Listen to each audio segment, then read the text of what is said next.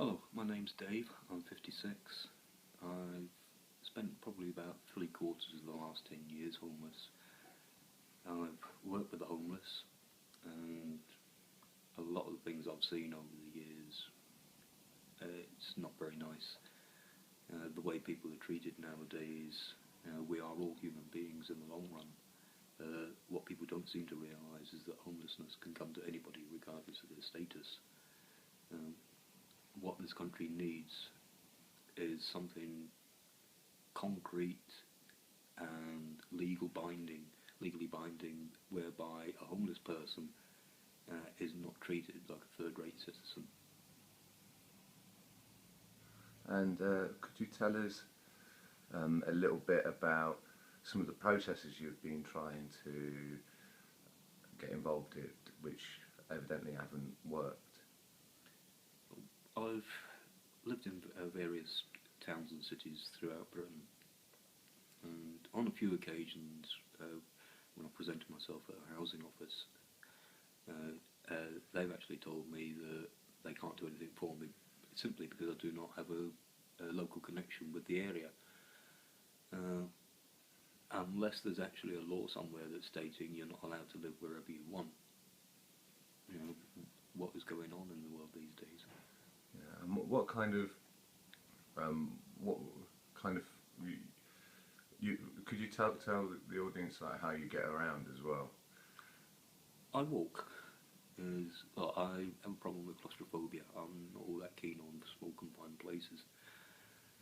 So I prefer to use my feet rather than public transport.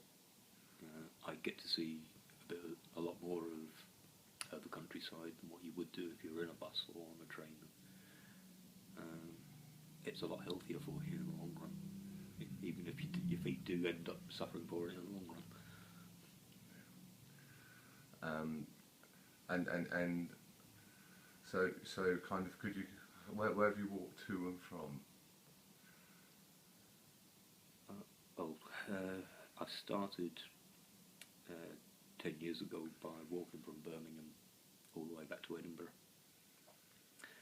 Walked up as far as Leeds on the canals. I stayed one night at St George's Crypt, and the following day, they made me welcome. They didn't care if I didn't come from the area.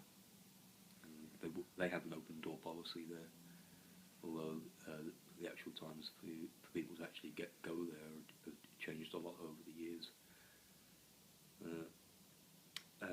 2010, I walked back from Edinburgh to Hull to join Emmaus. Emmaus wasn't open at the time, so I ended up going to Leeds. Emmaus wouldn't take me because I've been on long-term sick, but I ended up working for the best part of 2.5 years at St George's Crypt's kitchen. As I said, they don't look at a person as to how they are, as to what they can be.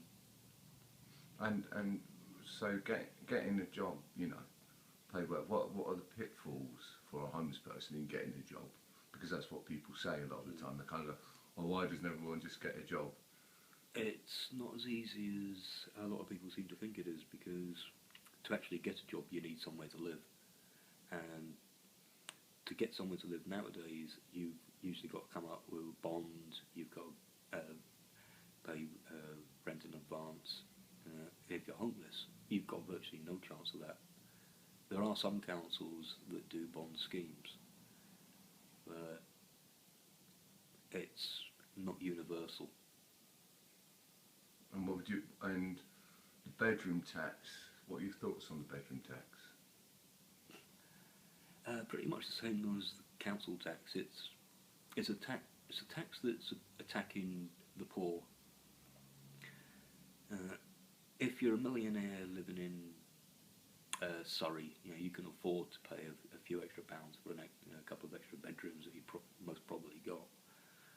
But a good case of this is you've got people who are in the army, and when they come back, if they're not married, they go and stay with their parents. But whilst they're out actually serving,